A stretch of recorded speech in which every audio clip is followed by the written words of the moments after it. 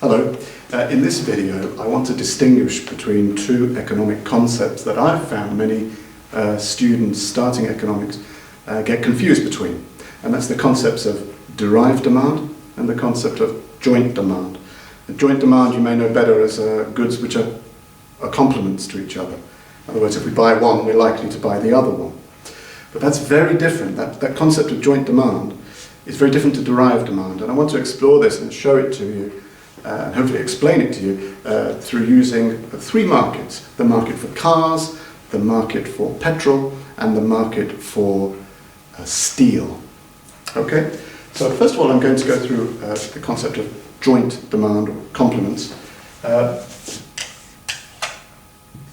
Here we have the market for cars, and here we have the market for petrol, and a demand curve, a supply curve, a price, a quantity, and likewise in the petrol market, a price and a quantity, Q1.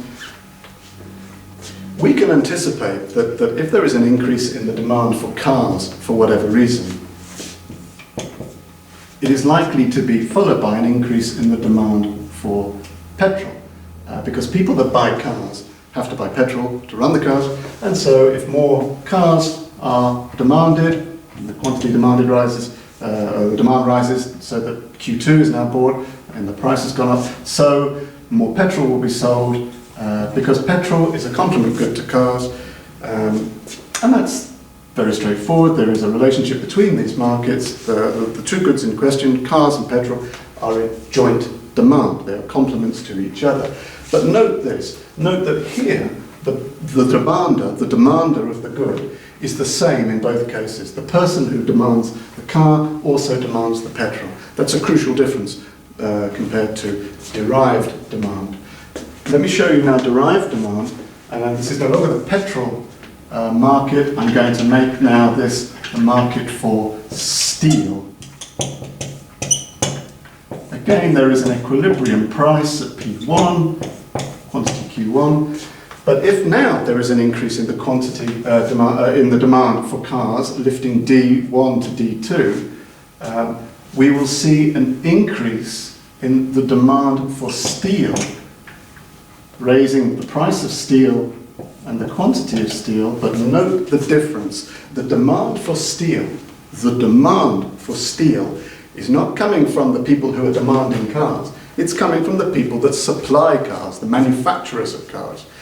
So in derived demand, the demand for steel is dependent upon or derived from the demand for the cars. And when the demand for cars increased, manufacturers of cars, the suppliers of cars, realized, the supply curve is here, realized that they were going to have to supply more cars at a higher price, and so they had to go into the steel market and buy more steel.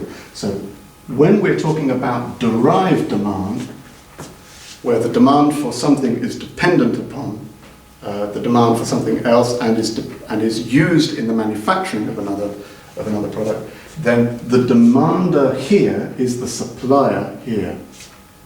The demander of steel is the supplier of cars. That is different to complements, where the demander in the two markets is the same consumer. The demand for cars and the demand for petrol comes from the same person. Okay, very basic economics, I know, but it's surprising that a number of people get this. They see derived demand when it isn't derived demand. That's the mistake they make.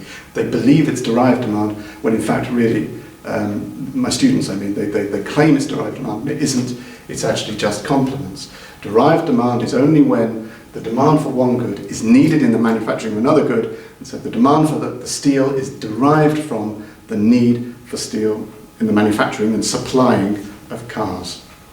Okay, so I hope that's distinguished between the two and perhaps explained it for those of you who are starting out in economics. Thank you.